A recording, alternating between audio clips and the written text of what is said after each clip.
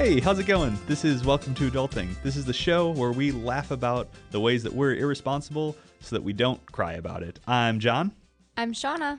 And I'm Caleb. And today we are going to be talking about something that can be a little bit serious, but we're going to do it in a little bit more lighthearted way. We're going to talk about past regrets, those things that just kind of keep popping into your head of like, man, I wish I would have done this, or wow, I really shouldn't have done or said that. We're going to talk about that because everyone has those regrets. Everyone has those things that pop up in their head, and that's okay. And we can laugh about them. And we're going to talk about how you can move on beyond those regrets. But first, let's take a minute, celebrate some things that we don't regret. Let's celebrate some wins. Shawna, we'll start with you today. What is your adulting win for this week? So we had to go out and mow the land that we plan on buying just because the guy's waiting to sell it for us. Well, it got kind of long and we had to mow it, rake it, and then bring the grass clippings in the woods. It was like 6 hours outside. That was a win. I'm really proud of doing that. However, I forgot to put sunscreen on my back. I am in pain. That was my fail. I'm just going to say, I feel like I've said this every week, and I'm going to continue to say it.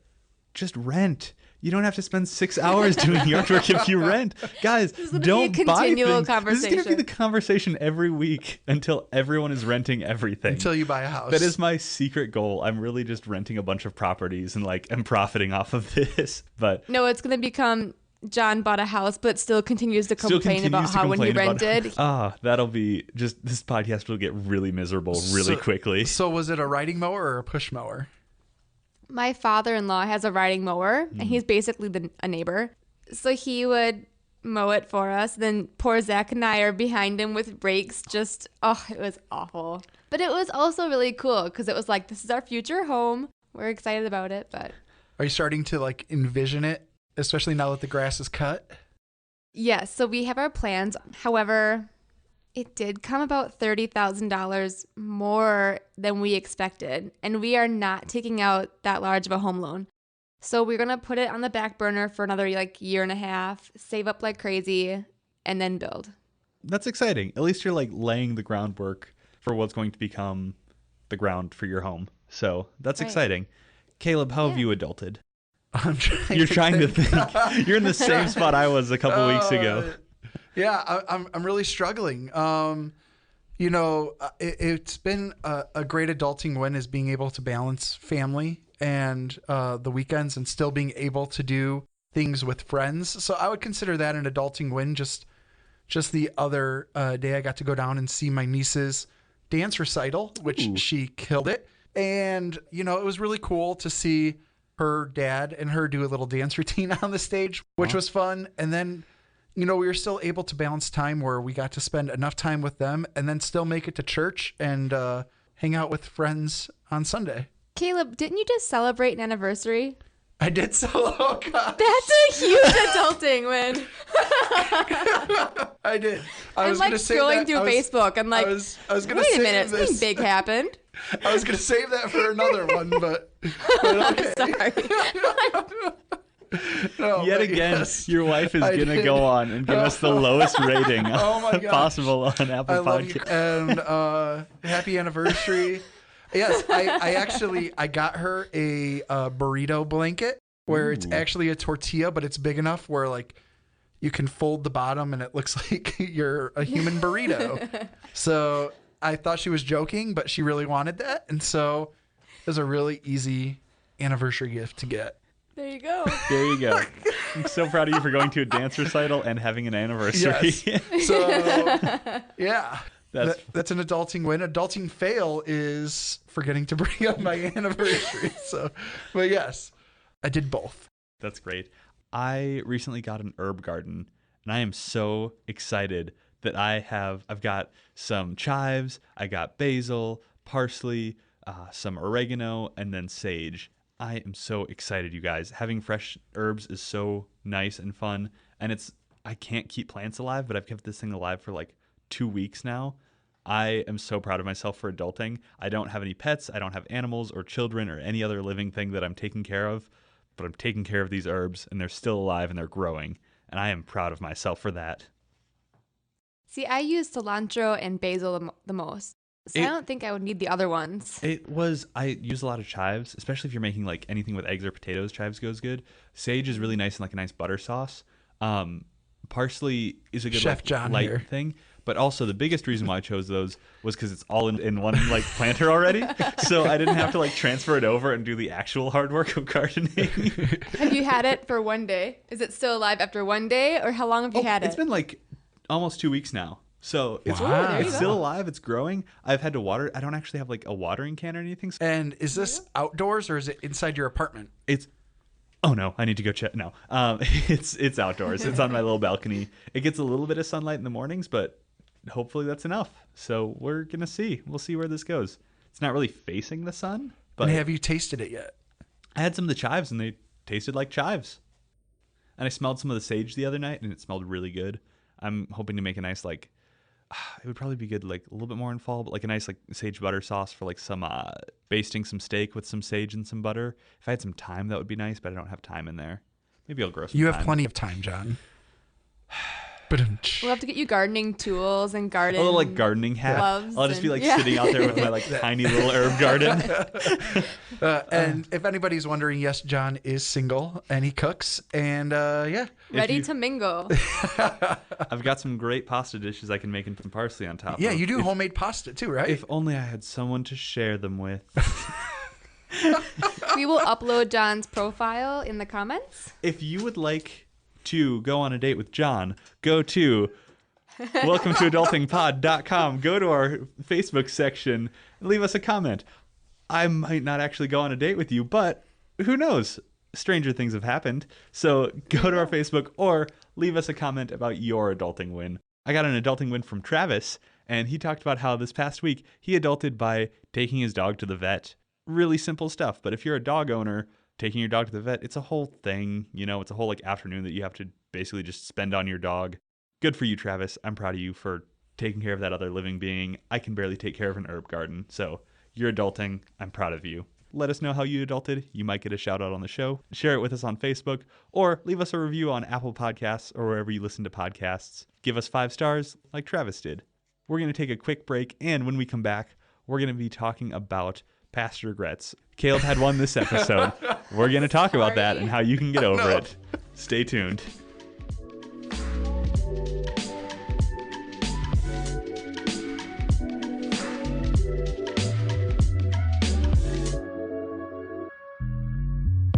Hey guys, this is Shawna from Welcome to Adulting, and I just wanted to take a quick minute to thank the Family Radio Network. Without them, Welcome to Adulting truly would not be possible. Right now, the family is doing their fall fundraiser, and this is a great way for you to make a difference. You can go to supportthefamily.net and learn all about the family. Again, that is supportthefamily.net. Hey guys, welcome back to Welcome to Adulting. Today, we're going to be talking about past regrets, about those things that just kind of keep nagging at you in the back of your mind, things that you did or said that were really stupid and annoying.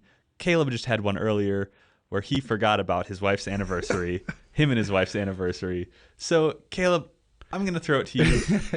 What are some of those things that kind of stick in your head? What are some of those past regrets for you that just kind of keep sitting there?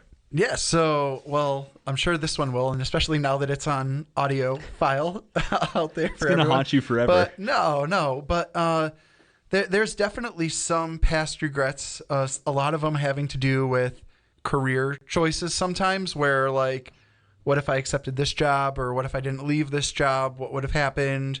And then, you know, there are some funny ones, like one time I drove to, and there's a lot of funny ones, like the job one is funny, but one of them is I drove all the way to Kansas one time to meet someone before I Where met my did you wife. drive from? Chicago to Manhattan, Kansas.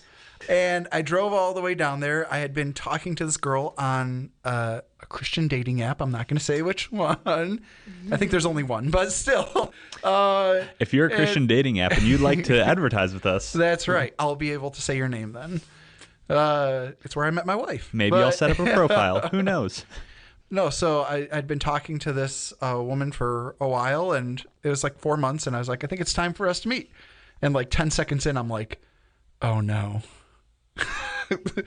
I kind of knew, but I wasn't that person that was like mean and left right away. I actually stayed the whole weekend. Good for you. At least you were not a jerk about it, and just like 10 seconds in, we're like, nah, this isn't working. Bye, and just drove away. Good job. But she was very kind about it, and she actually said the same thing about me at the end. So it wasn't just me.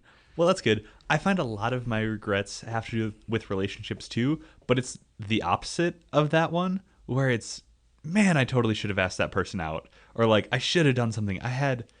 You know how there's always like movies where people have like a summer relationship, summer fling? I always like have wanted to have one of those and then totally did, but didn't realize it until I like got home from the summer and was like, oh, I totally should have asked that person out. And like, I thought of it, but I was like, no, it's just like a summer thing. It's not going to last. But I don't want to like give too much away because just in case she's listening, but hey, if you're listening, I'm still single. But there was like a summer thing where I was out of town in another place for summer, and she was out of town as well. And we were both working at the same place, and we just clicked, and we had a lot of similar interests in food, film. One of the many things I'm interested in. We had a lot of similar like film interests. We had a lot of he cooks. He's interested in films. films. I'm interested in films, ladies. But we had, just a really fun person to be around that really I clicked with. But I just told myself like, it's just a summer thing. So like at the end of the summer, then it was just kind of that awkward like, well, here's a hug, bye, and then just kind of peaced out, and then immediately realized like, wow, I screwed that up. Like I should have done something. So similar things, but a little bit different. So I'm on like the other end of them from you. So yeah, tell us what you're ashamed of, Shawna. Past regrets, right? I mean, can we just all agree that the common regret is either relationships when you're young or high school? Mm-hmm. It's just the adolescent year. You just nothing but regrets. I feel like I'm still in nothing but regrets. No, but for me, I think the obvious is going to be like, oh, I shouldn't have gone to that party or those parties, or just that awkward high school stage when I was doing things I shouldn't have been doing. There were parties in high school? Oh my gosh. I never you weren't invited. Oh. It's all right. I said no, and I just played video games instead. So. I got invited to one party freshman year of high school, and I had gone to like private school before, and so all throughout private school we had been told like, you're gonna get invited to parties, you're gonna get invited to do drugs and drink, and so it was the one time, and I was like, I've prepared for this, I'm gonna say no, and I felt so cool for saying no, and it was just like a bonfire, like it was nothing, but I just felt so cool. Yeah. It just starts with a bonfire, John. That's it. This is like the worst PSA ever. Like, it starts with a bonfire. Warning to all parents: just teach your kids how to say no. That's all. You're right. It's high school, and then as you grow up, it does become jobs. Like I remember, after accepting one job, I went on to LinkedIn to change my profile, and there was this one guy that I was also emailing. I thought it'd be amazing. It was in the New York, Boston area. And I thought it'd be perfect, ideal, but he hadn't gotten back to me. And I was just like, I'm going to accept this job. And then he's like, hey, I'd love to talk a little bit more about, I'm like, oh no, what did I do? Mm-hmm. I think it's really interesting us talking about a lot of these things for you with the job or with the girl who that didn't work out with.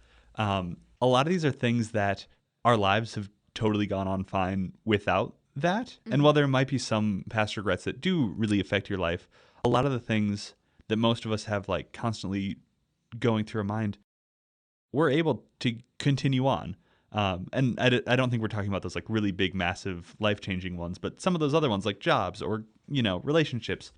Life continues on, and it's really easy to forget that sometimes when you start thinking about those regrets.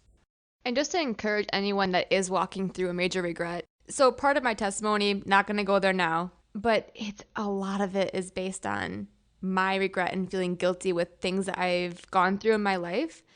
And those held me back in such major ways. They had such a grip on me. So the thing to remember is no matter how difficult the regret you're going through is, it will eventually end. Don't let it hold on to you. And I promise it gets better. So how do you allow it to end? So whether it's a small regret or a big regret, how do you get to the point where you kind of get over it? And I don't want to sound heartless in saying get over it, but really that's kind of where you have to do is come to terms with it, learn how to move past it? How do you get to that point?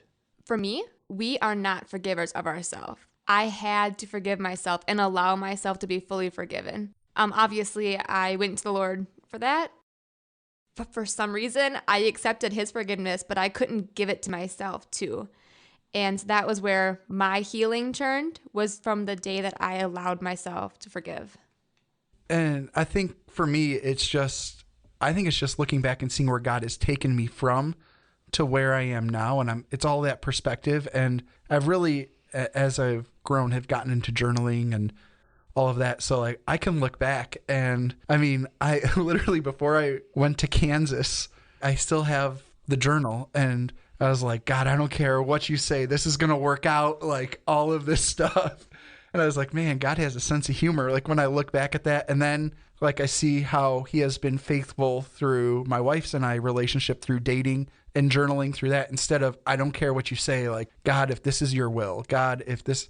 And so just seeing not only like a blessing through a relationship, but a blessing through like maturing and trusting in him as well. One thing that I'm really trying to learn right now, it's something that I've kind of become aware that I lack, is just being content with, okay, maybe this job didn't work out. That's another big one for me, is a job that didn't work out. Or maybe this relationship didn't work out, but that's okay. Like where I'm at now isn't horrible. Like I'm at a good place in life, and I can still focus. I can focus on the negative. I can focus on the places that I really wish were different or better, or I wish I had X, Y, Z. But really, I'm really blessed and in a really good place. And so being able to turn to God and say, hey, thank you for this. Thank you for the amazing job I do have. Thank you for the apartment that I have and being able to be independent, which is amazing. Thank you for the, I'm single, which gives me a lot of time to help with a lot of different ministries. Thank you for that. And so being able to find those things that, turning those things that are regrets into, this is an opportunity for something else. This is an opportunity to grow or to help others. That's been something that's been really big lately in my life, of learning to do that. And it's really tough, but I'm starting to do that more and more. And just ways that we talked about laughing at our regrets.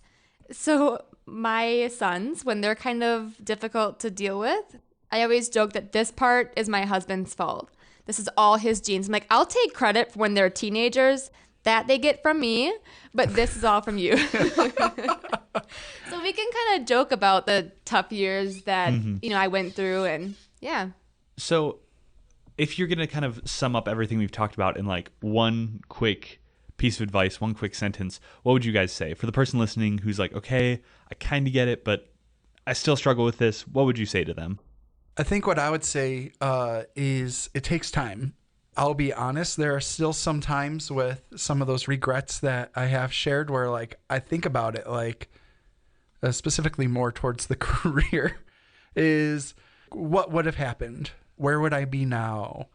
Would I be more financially comfortable? All of that. And just sometimes I think about that, but then through time, you're able to gain a new perspective and just see where I'm at. I have an amazing job, an amazing wife, in an amazing community, and God has just been faithful. And so through that time, I don't think God is saying, get over it. He's saying, look at where this has led you to. Like, let's celebrate this. And I think one of the big things for me is just, again, what you're paying attention to is so important, because it's so easy to get wrapped up in that just loop of, or in those cycles of, man, I wish, could have been this, could have been that. And a lot of times, personally, that leads me into some really self-destructive places. But taking a time to say, hey, thank you for this. Thank you, Lord, for where I'm at.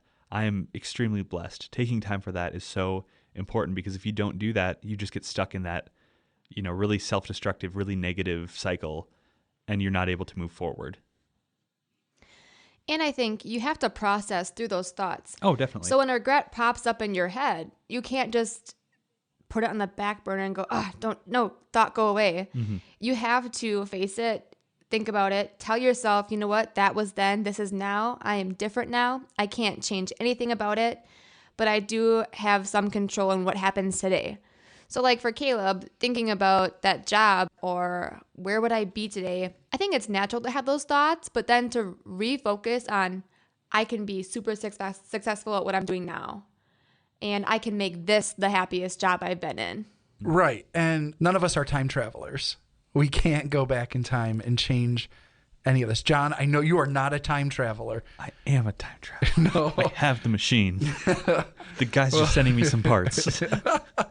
It's like, what is it? The Lion King. I just watched The Lion King the other day when the monkey slaps the stick on top of Simba's head. And he's like, it's in the past. And then he's like, but you can learn from it. And Simba grabbed it and threw it and saved the world. I think that's how it went. He saved the world, right? You gotta put you behind in the past. I think that's the quote from later on in the movie. Yes. We're adults. We're adults. And we grew up on Lion King, so we're good. So nostalgia counts as adulting, right?